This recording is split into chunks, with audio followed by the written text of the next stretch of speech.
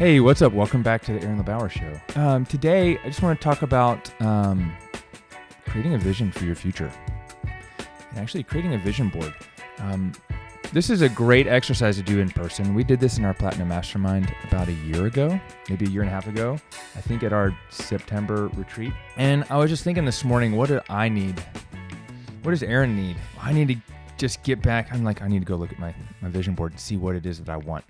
Because here's the thing, is like we can have like a goal, we can have a plan, but if we can't visualize it, we can't make it real. You know, a lot of people struggle with the negative thoughts because, I have people in my coaching program, my friends, family, people struggle with negative thoughts. It's because we're wired for survival. Survival of our species requires us to be vigilant and looking out for danger. But in a modern world, there's not as much danger as there used to be. You know, depending on where you go, like you need to be aware of your surroundings. But it's not the same as it used to be. And so little things will creep their way into your mind. Little things creep their way into my mind. Like, what if this negative thing happens? Like, I'm pretty much a glass half full person. But the last few years has been more stressful and more times. And I can even tell you, like, I'm just worried about my kids some days. You know, I'm worried about am I being a good dad? I'm very hard on myself, self-critical. You probably are too. It's probably why you're so successful, because you have a high standard for yourself, and high standards are important. And some days you wake up and it's like, how do we get back on track? Because, you know, what you see on social media is a part of people's lives. Some people will show like the bad parts, but then everyone kind of piles on and it's like, oh, woe is you. And it's like, I'm not showing the bad parts for you to be like, woe is me, woe is Aaron. And it's like, I just want you to reflect and see like, yeah, these things are real. And I don't show a lot of that stuff because it's not a lot of fun. And I don't feel the need to do that. But what I want to do is talk about how do we redirect and focus on the future? And how do we have a reminder of all the good things that we're doing? Because even though we've got hundreds of 5-star reviews, the 2 or 3 upset patients who left 1-star reviews, those are the things that bother me. Those are the things, it's like, what did we do wrong? You know, and I'll focus way on that. And we got a 1-star review about 2 weeks ago. I've got a great reply. I figured it out a while back. And the woman actually emailed in and was like, yeah, I'll talk to you on the phone. I chatted with her, and there was nothing I was going to say that was going to change her review. And she was like, I'm surprised you actually wanted to talk to me about this. I can tell you this, like our Net Promoter Score caught it, and I didn't pay attention to it right away because I'll talk to Chris about this at the next meeting, and I had 20 other things going on. I just didn't have the time to, contact that patient right away when I got a bad rating on our Net Promoter Score email. So there's Aaron's fault in there too. And then when the review came out, it's just like, look, I'm not going to let that bother us because I know that's few and far between. And since that bad review, we've gotten 2 or maybe 3 other 5-star reviews. And a 1 or 2-star review makes you look legit. So, when you get them, or when you get haters, you got to brush it off. But how do you refocus and just fill your brain with like the good stuff? And there are 2 ways that I do it. One is I've got like I can't remember what it's called. It's like a fuck yeah board or a hell yeah board, or, it's like I've got a board when I walk in, a cork board, when I walk into my office, and it's got thank you notes and thank you emails and messages that people have written me, and it's just taped up on there and I can go look at them. I've got I do have like a folder in my phone app for that. I don't get to that as much, and I've got a channel in our Slack channel with like wins and shout outs, just so I can review them when I want to. But the easiest way to do it is to see the thing in front of me. So one of the things I created, and you've probably heard this, vision board. I've created this a few years ago for me, and we did it again in our mastermind about a year and a half ago, and I've updated it. And there's a couple strategies in here. Number 1, like use something visual. Probably one of the things I should do is take it and print it out. I've got it on, I use Google Keep. I'm sure there's apps for this. Owen Johnston and Jen, they have theirs as their computer background. And so I'll talk about how to do this in a second. But let me just say that one of the things in in creating results and success for yourself is to visualize yourself doing this. And when I race bicycles, like, I don't know if you guys know much about bicycle racing. It's kind of like, it's similar to baseball in that, like, a great batting average is like you hit 30% of the time. Like 30% of the time, I think it's 30% of the time you're getting on base, and that's like world class. Bicycle racing, I mean, if you win one race a year, you're doing really good. At the top pro level, like one race a year can make some of these guys. It depends on which race it is too. Like one Tour de France stage, holy cow. Like, you didn't even win the Tour de France. So Eddie Merckx was the winningest bicycle racer of all time. He's won the most stages of the Tour de France, but now tied with Mark Cavendish. But Eddie Merckx has won everything. Mark Cavendish is just a sprinter. Eddie Merckx won the whole tour. He won like 34 stages. He's won all these monuments. And if you look at his stats, you'll see that he didn't even win half the time. I think there's some years he won a little over 50% of the races he entered. And he entered all kinds of races, and today these guys are specialists. I don't have a good analogy for it, but that's pretty impossible. And you're the best. Just imagine being the best at what you do, and most of the time you lose. I mean, I can't remember what the stat is on Michael Jordan. Michael Jordan won most of the time, but he also missed like 200 game-winning shots. And so you have to be willing to fail to win, right? And if you're in the right mindset and you're successful, you probably already know that to some degree, but maybe you're not playing big enough. Maybe you're playing small. Maybe you're still playing, maybe you're winning, but you're playing safe. You're not laying it all on the line. You haven't yet burnt the ships. You haven't yet gone big. So the only way to win big is to go big. And to go big, we need to know why and what. So the why is one thing. Why do I want to go big? I mean, that can change. It's changed for me. It's, over the last few years, my why is a little bit different, but it's changing and becoming more, it got really fuzzy. Because prior to getting divorced, my why was like, when the kids go to college, my wife and I, or my ex-wife and I, we would be able to travel wherever we wanted to go and go live somewhere for months at a time and do yoga and whatever, work. Now that's still part of it, but who has changed, and doing it by myself doesn't seem as fun, but it could be. And I'm starting to learn that, and I'm starting to see that. And what else do I want? So I'm learning that. And so I was updating my vision board. What do I want? So let's talk about how to create a vision board. And if you're listening to this, one of the things you can do right now is just open up your notes app, open up Google Keep. I like Google Keep. You can open up some other thing. I mean, it doesn't really matter, but open up something on your phone. And just put vision board on it. And right now, the first thing you're going to do is you're going to just type out, like, what are the top 3 places? What are the top 3 destinations in the world on your bucket list? Right? What are the top 3 destinations in the world on your bucket list? For me, number 1 is the Blue Lagoon in Iceland.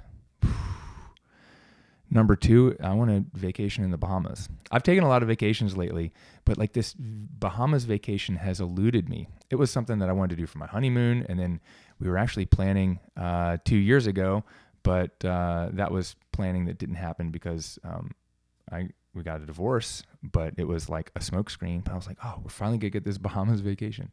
So the Bahamas has eluded me. Bahamas vacation with a beautiful woman, right? Like, that's one of mine. And then, but really, it's not just Bahamas is more, it's not Bahamas for me. It's like, I got Bora Bora, Seychelles, Maldives. These are places like across the world. They're going to take, a couple days to get to. Heli skiing with my friends, Eric and Will, and even Craig, who lives in Australia. Man, Craig needs to come heli skiing with us one time. So, that's on there. So then what I'm going to do, all right, I got 3 destinations, right?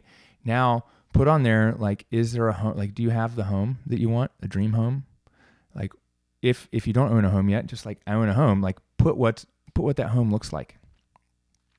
Okay, you're just going to put just a description, 3-bedroom home in this city or in this neighborhood, right? A lot of people want homes. We had 4 or 5 of our mastermind members buy their dream home in the last few years, or buy their first home. I mean, Kyle bought one in Hawaii. Nick got one in New Jersey. He moved out of his parents' basement to buy a home.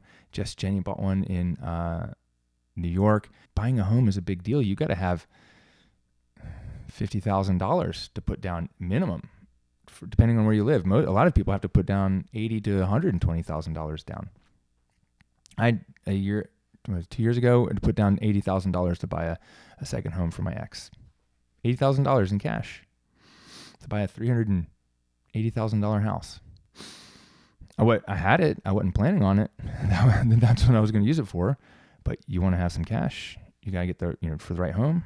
Yeah. So think about that. Okay. What's the home? Okay. Do you have is there a vacation? I'm not talking about Con Ed Court like vacation. We kind of did that. Is there a certain activity that you want or things that you want? For me, it's a 1960s Porsche 911, probably a 912. I'm actually more of a smaller engine kind of guy. I like scooters. What motorcycle is it? Do you want an Airstream, or is there a vehicle that you dream of? Owen is a Lamborghini. So when Owen gets his Lamborghini and I get my Porsche, we're going to meet up somewhere in the middle of the country and test drive them together, or fly out to each other's house and go for rides. I mean, that's kind of a deal that I think we've made. What is it you want? Do you have a man garage? For me, and there's this, I've got a picture of my man garage, with the leather couch, with the motorcycle and the Porsche. And so write down these things. It's how do you want your family to be? What do you want your family to look like? What do you want your career to look like? And this isn't just about business goals. It's how do you want your life to feel? So maybe there's not a thing. Maybe it's more of a feeling. And maybe write down, what is the feeling that you want to have? And I can tell you this, as an entrepreneur, it's going to be really hard to feel 100% of the time like you're always winning, because you're not. I really don't think that. I mean, the seasons I've been winning have been great, and the seasons that I feel like I haven't been winning, I'm still doing great. It just doesn't feel like I'm winning as much as I should.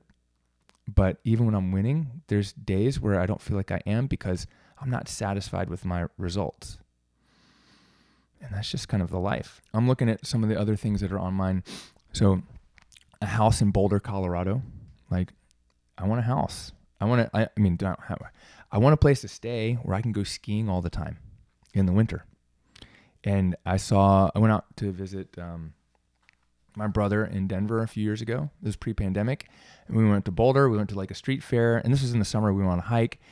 And we were just checking out some of the real estate. And we found this dope house on the cliff. And it was $600,000. And I was like, what's wrong with this house? Why is it so cheap?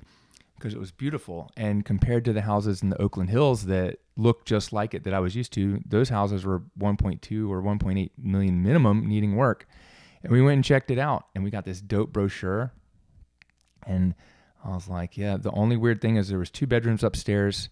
It was listed as a 3 or 4 bedroom house, but the 3rd or 4th bedroom was downstairs, and it didn't have a bathroom. You had to go outside the house it was kind of like a granny unit, but it didn't have a bathroom. So that person has to go outside and upstairs to use the bathroom and shower. Totally fine. Could be made into an office. It was dope. I was like, oh, I could afford this. It'd be a stretch, but I could do it. And why would I buy a second home in Boulder right now? I mean, had I really, really stretched to do it, I think that home is worth probably twice now than it was. But, hindsight's 20/20. So just brainstorm, brain dump out your things. And there's not enough time now. You're going to go add to this later. But that's the idea, is to brain dump these things. Okay, then the next piece is brain dump all the things. What do you want? Is there a bicycle? A few years ago, I hit a goal, and it was hey, when I hit my business goals, I'm going to go buy myself a new gravel bike. And I did. That was more of a I knew I could get that. That was more of a short-term goal. It wasn't a big thing, but right now, the latest thing that made it on there is a Rolex watch, the Rolex Submariner. So what I did was, and this is what you do, is there's a I'll tell you some other things that are on there, but there's Rolex, and we're at the shopping center where the jewelry store is with the Rolex that sells Rolexes, and I went in and I put one on my wrist, And so what you do is you go try it on, and I took a picture of it on my wrist on the vision board. Because number one, you want a picture. So as you brain dump your things after the show or after you listen, or you can pause it, but just wait till we're done. Then you're going to go and search the internet and find the pictures, and you're going to screenshot the pictures and put them in to the Google Keep document or the Word document or whatever. So you have a picture of these things. But as much as you can, you need to put yourself in the place. So if you want a Ferrari, you need to go sit in a Ferrari and get someone to take a picture of you in the Ferrari. If you want a Rolex, you go put a Rolex on your wrist and you see what it feels like and you take a picture of it. And here's the thing with the Rolex is, I don't even know that I want a Rolex. It's a little bit, I wear like an old Formula 1. It's about 30 years old. I have an Omega, I think it's an Omega Constellation that I got when I graduated PT school, and it's smaller. The new watches are thicker and bigger. Like I think I have like a 41 millimeter watch, and these are like 50 millimeter ones. But this thing was dope. It was heavy. It felt amazing. But the thing for me with the Rolex right now is it's not that I necessarily want it. I want to be able to have the extra $12,000 and say, you know what? I don't even want the Rolex. I want something else. But I just like, that's my latest thing. Is like, I know I want to go to the Blue Lagoon and I want to go to like the Seychelles and Maldives. Like that's going to happen because that's an experience. Do I really need or want a Rolex? No. But I want to be able to say, you know what? I'm helping so many people and generating enough money that it doesn't matter whether I get one or not. I can buy one if I want. And that's kind of my next like short-term goal, is to be able to have that extra $100,000 in the bank in my, I think it's like $120,000 in my like personal like emergency fund, which means that's not all the money I have. I have money in other places. That personal emergency fund where I could take 12 of that, go buy a Rolex and still have 108,000 left. And I can then choose to say, you know what, that's not what I want. But I need to get back to that level because in the last few years, when getting divorced and separated, that cash reserve went almost to zero. Remember, that's the one that I had to spend. I took $70,000 out of to buy this house, and another $20,000 to furnish it. But my kids live there 50% of the time, so that was important to me, and that's what that was there for. And as I build that back, this is the next goal. Okay. And that's on my vision board. So like Owen has a friend with a couple Lamborghinis, and he went and sat in it. I don't know if Owen got to drive it, probably, but it's like, you want a Porsche? Like I've got a friend who has one of these old Porsche 912s, and I've seen it, but I didn't sit in it. And I need to call him up and be like, hey, can I come like go riding with, can we go drive it, and just be in it? Because then that puts that energy into your being. And that puts you in that place, and you can go, oh, I know what that feels like. It's like if you've never flown first class, fly first class. Because you know what it feels like. And once you fly first class, you're not going to want to fly coach again. Trust me on that. And maybe that goes on your vision board. I mean, to be able to say, hey, look, I fly first class. And if you're like, God, I couldn't spend $1,000, $1,200 to fly first class, take your points, and next time you buy a free ticket, or get a ticket, and then use your points to upgrade to first class and see what it feels like to have these like millionaire experiences. Put yourself in that position so that it becomes real, and you no longer tolerate less than that, right? And that's part of it, is to say, hey, creating a vision board of something you can see, you can read, you can feel, and that's what's going to make it come true. Well, there's all that hard work that you have to do as well. But if you have a vision and we can be like, this is real, then I can become that. And if I'm focused on all the negative things, well, then I'm going to end up speaking that negativity into existence. So we have to be focused on the good stuff. So let me just tell you what's on my vision board, because this is helpful for me. There's the Rolex, right? This Rolex Submariner. It's the date one, not the non-date one. I don't know. It's not even the fanciest Rolex. It's not the $80,000, $60,000 Rolex. A Sub-Zero refrigerator. When I remodel my kitchen or buy a new home, vacation home, Dude, a Sub-Zero refrigerator is a $10,000 or $12,000 or even $15,000 fridge, but they last 30 years. Everyone I know who has a Sub-Zero fridge, like my parents' friends who have them, my dad used to have one. That thing lasted 40 years. That Sub-Zero fridge was in my dad's house before we moved in when I was 14. And he had that fridge finally got to a point in 2019 where he couldn't get it fixed because it was 40 years old. A Sub-Zero fridge is going in my home. Okay, there's heli skiing on here with Eric, Will, and Craig. Maybe I'll get Tyson to come. There's a private beach, like house, 4-bed, 4-bath with a pool and a hot tub. What else I got? I've got pictures of what a living room I want to look like with all the comfortable couches. I've got my the Airstream. Dude, I'd love to have an Airstream. Love to have an Airstream outfitted, like one of these old silver Airstreams. It's okay. I've got a picture from Instagram. This guy's showing Bora Bora Getaway, these huts on top of the blue water and the stairs that walk right down into the water. Or inside, there's glass that shows the water. There's the Blue Lagoon in Iceland. Whereas this Exotica Resort and Spa in the Maldives. Oh my God, I'm just looking at the picture. I'm like, I'm going here for a week.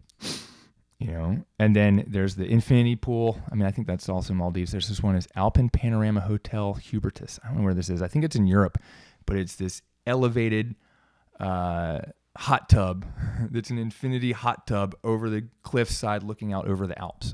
Holy shit. That was dope. And then I've got the picture of this house in Boulder on here.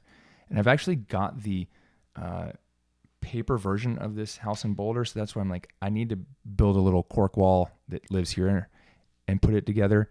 Nas Daily, I don't know if you guys followed him. He used to do these 1-minute videos from around the world. He posted some incredible ones, and I got a picture of one of his. And then there's the Porsche with the rack on top with the original paint, the leather couch in the garage with the Porsche, and the Triumph motorcycle, and all the cool stuff on the wall. Those are the pictures that are on there. I've got pictures of the suits that I've bought. Here's what I want. So what I want you to do is make a list of all the things that you want in your life. And these aren't material things just to be material. These are material things to signify all the people you've helped in the world and all the hard work you've done. Because if you're doing the hard work, you need to reward yourself. So reward yourself, but shoot big. Reward yourself now with some things like a new $2,000 bike, maybe a trip to go skiing. But reward yourself in the future with that heli skiing trip where you go out for a week and you do heli skiing 3 or 4 days. Like you can't do it every day because of the weather, but you do it for 3 or 4 days. Or maybe you go cat skiing 3 days and heli skiing 1 day. And you do it with your bros from around the world. And so you've got your list, and then I want you to spend a half hour to an hour searching through the internet, screenshotting the pictures, and putting them into this document.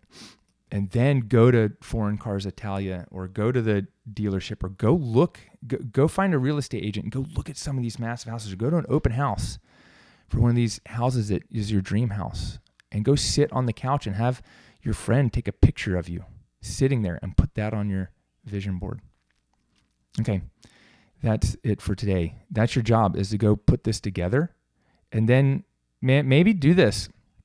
Make a little carousel on Instagram and tag me in it with your vision board.